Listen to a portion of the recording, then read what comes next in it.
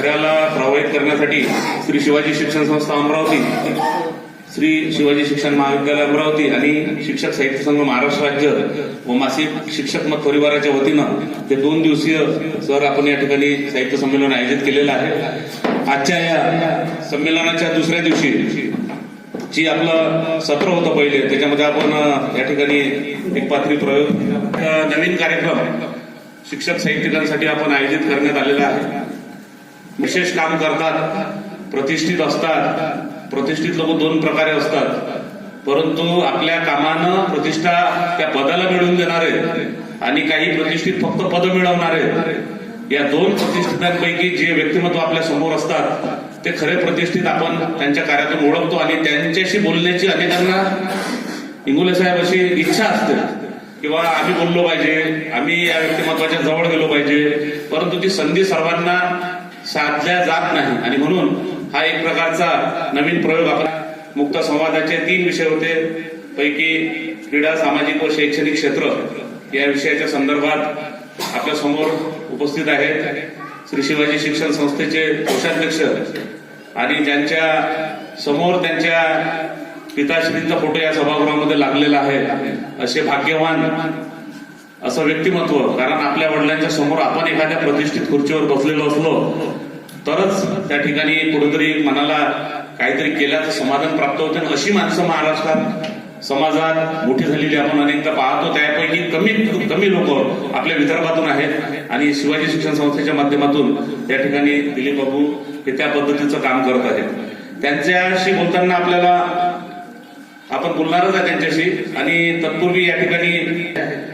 त्यांना 2001-2 मध्ये महाराष्ट्र शासनानं शिवछत्रपती क्रीडा संघटक कार्यकर्ता पुरस्कारानं सन्मानित केलेलं आहे आणि त्यांचं कार्य केवळ क्रीडा नाही तर सामाजिक आणि शैक्षणिक क्षेत्रात आपण किती चांगल्या पद्धतीनं चालू आहे ते आपण सर्व त्या ठिकाणी जाणते आहात।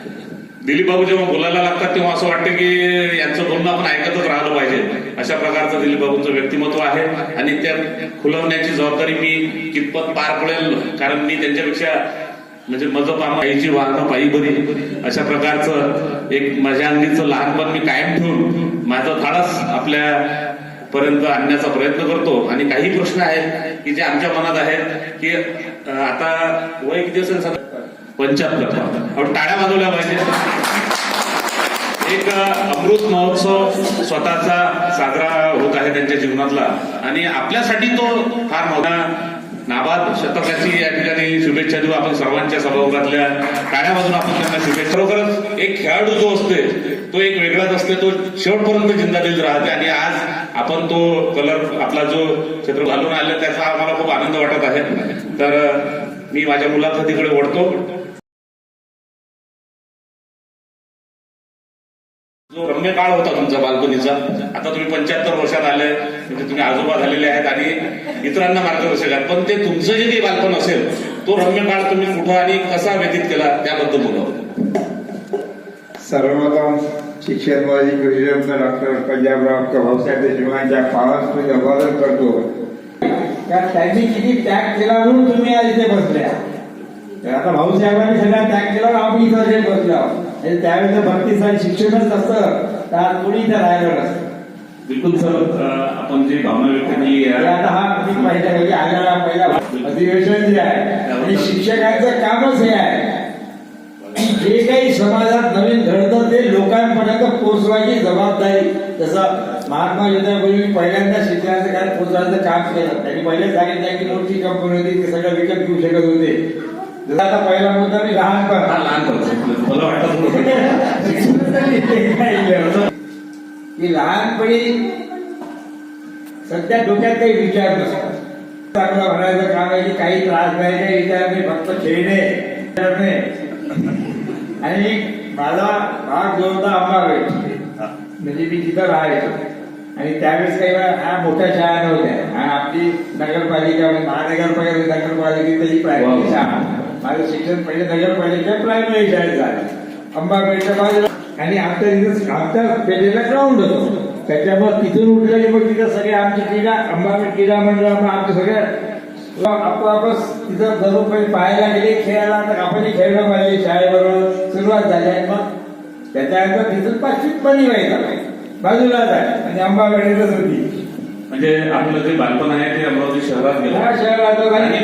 आपण पेठेत हे फार मोठी गोष्ट आहे आणि आज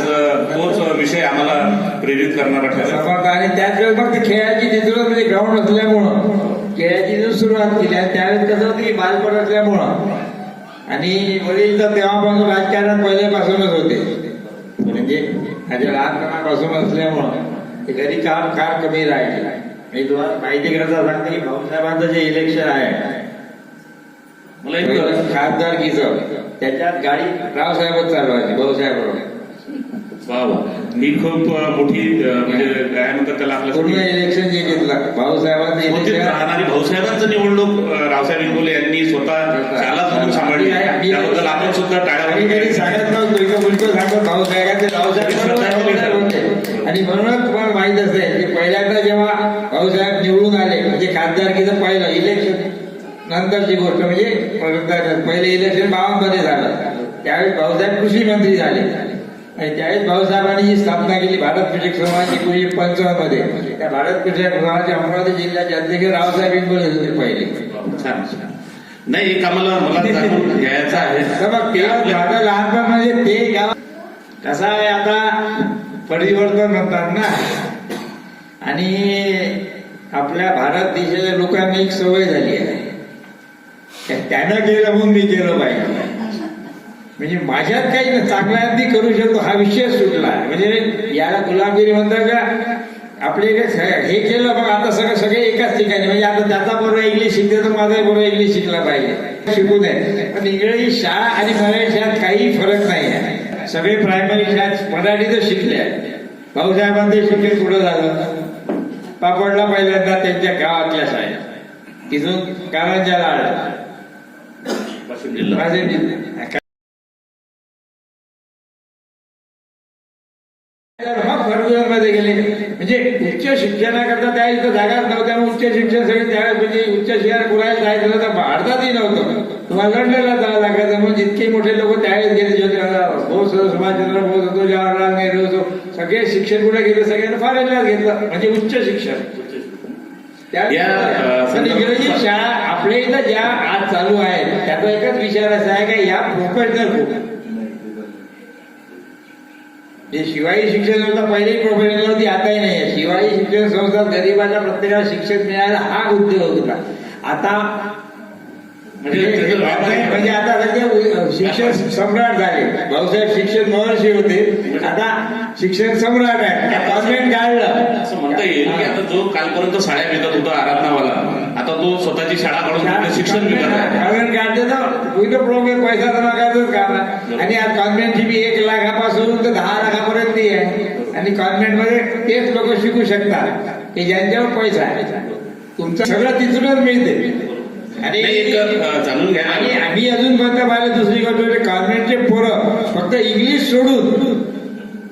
बाकी याच्यात काहीच नसतं इंग्लिश पुरते मर्यादित असतात. आपण आता जे बालपण झालं आपलं त्यानंतर आपण शाळेमध्ये होता काही एखाद्या शिक्षकाची एखादी आठवण आहे का तुमच्या मनामध्ये की हा शिक्षक माझ्या जीवनातला अतिशय चांगला शिक्षक असा राहिलेला आहे असं काही एखाद्या आपल्या शाळेबद्दल किंवा शिक्षकाबद्दल कोणती एखादी आठवण असेल तर ती जे प्रायमरी शाळेत जे शिक्षक होते आमचे ते आमचे विधाते सर होते जे आमचे लाईफ मेंबर आता आहेत तर त्यावेळेस तुम्ही मला काही माहिती नव्हतं लाईफ मेंबर होते पण ते शिकवायचे विधाते त्यांचा वसंतराव भाऊ आहे आम्ही दोघेही बरोबर होतो वसंतराव विधाते मी त्याच्यामुळे ते रावसाहेबांना बोलायला माहित होतं रावसाहेबांना म्हणजे सोसायटी असल्यामुळे ते सगळं ते नेहमी लक्ष ठेवायचे. म्हणजे तुम्हाला अशी वेगळी ट्रीटमेंट मिळत होती का? नाही लक्ष ठेवायचे अभ्यास करून घ्यायचे लक्ष ठेवायचे हे करा ते करा म्हणजे पहिले कसं आहे आताच्या शिक्षण पहिले शिक्षण असा फरक होता पहिले शिक्षक मारायचे कान धरायचे तरी तर आम्ही काही कंप्लेंट वापर केली तरी बाप यायचा नाही. आता असं आहे आता अशी शिक्षक झाली हाती दुकान बोलूही नका नवीन शासनाने तयार काढलेलं आहे. जी शिक्षकाची हालत अशी झाली आहे ती फक्त छडी लागे क्षमच्या विद्याही घर्म हा विषय संपला. पहिले ताकद लावायची म्हणजे पहिले मी प्रायमरीत होतो मग मणिबाई झालो आणि मणिबाई शहा सर होते आम्ही त्या म्हणजे आपले की एखादा कृतीशील शिक्षक कसा असते इथं अनेक गणिताचे शिक्षक बसले असतील पण तो गणित शिकवते आणि वर्गातून निघून जाते तरी गणित पोटेल घरी जायपर्यंत समजत नाही. आज एवढ्या मोठ्या संस्थेचा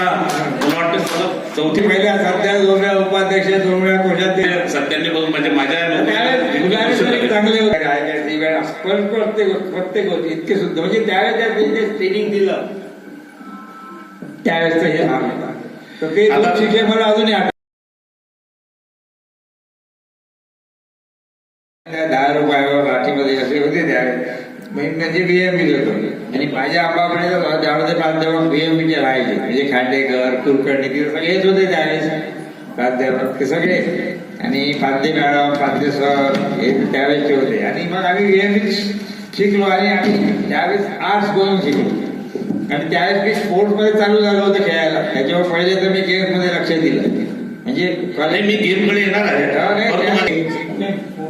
गेम्स एक शिकवतं म्हणजे जीएसचं इलेक्शन आमचं जे राहायचं आहे ते भांडण 12 ते 1 पर्यंत जायचं खूप त्यावेळेचा काळ आणि एक बंडखोर प्रवृत्तीचे खेळाडू असाल तुम्ही मी तो क्लास होता प्राध्यापकांचा तो अतिशय चांगला होता जोशी मॅडम होत्या भेटी घेऊन मिळाले सगळे सर म्हणजे आता काणे सर होते मला म्हणजे मनातला प्रश्न अजून शंका निघत नाही आणि सभागृहातल्या मनात पण ती शंका आहे मी जसं म्हटलं की चीर तरुण तुम्ही 75 मध्ये सुद्धा दिसता तर महाविद्यालयीन जीवनातल्या आता सध्याचं जे आमची मुलं आहेत एकदम मोबाईल वेळ झालेले आहेत आता ठीक आहे त्या काळात तर मोबाईल नव्हता काही पत्रगित्र द्यायचे काही भानगडी नव्हत्या पण तुमचं असं त्या महाविद्यालयीन जीवनात असं काही एखादी गुलाबी आठवण आहे का किंवा आपलं शिक्षण सोडून आपलं मन कुठेतरी डायव्हर्ट झालं किंवा असं काही तसं ड्रायव्हरचा आपला विषय कारण मी सांगितलं मी राजकारणात होतो आणि आमच्या होती का 12 मुली राहायच्या हा आमची संख्या कमीच होती आमची 7-8 राहायच्या आम्ही सध्या मुली सगळ्यात जास्त होत्या आणि त्यावेळेस सगळ्या बसेस चालायच्या या सिटी बस जेव्हा सुरू झालं पहिल्यांदा माझ्या सुरू झालं तर पहिल्यांदा सगळ्या मुलीच राहायच्या राजापासून सुरुवात झाली की राजापेठ पासून तुम्ही बसत मी जरी नाही भरलो बस मी सदोष मध्ये मॅट्रिक झालं कॉलेजमध्ये पाऊल ठेवलं आणि साहेब रावसाहेब जिल्हा परिषद अध्यक्ष झाले त्याच्यामध्ये जिल्हा परिषद 2 गाड्या घरीच होत्या आमची एक गाडी होती आणि जिल्हा परिषद मिनिस्टर कोटामध्ये 2च महिन्या स्कूटर भेटली पहिल्यांदा हा नाही जाणून घ्यायला आवडेल नाही 3165 3165 माझी पहिली वेतन 3165 रुपयातली घेतली नाही एक विद्यालयीन जीवनात काय मजा केली पाहिजे आता आजकाल पोरांना भरपूर होते इलेक्शन असल्यावर कसं होते एक तर आम्हाला सगळे वोट आहे आता कसं आहे की हे इतकं राखीव तुम्ही बाहेर काढला आम्ही जे पण होतो बीएमबी दोघं आमचं पॅनल कोण नाही बिलकुल म्हणजे आम्ही प्रत्येक जिंकून यायचो नाही मुद्दा हा आहे की बा रावसाहेब विकोलेंसारखं जिल्हा परिषद अध्यक्ष असणाऱ्या व्यक्तीचं मुलगा कॉलेजमध्ये येतो आता आजकाल लोक बुलेट घेऊन पोरं कॉलेजमध्ये येतात आता तुम्ही अनेकदा कॉलेज शाळा पाहता शिवाजीच्या आणि अनेक मुलं मुली येतात आणि ते वेगळेच विश्वास असतात तर असं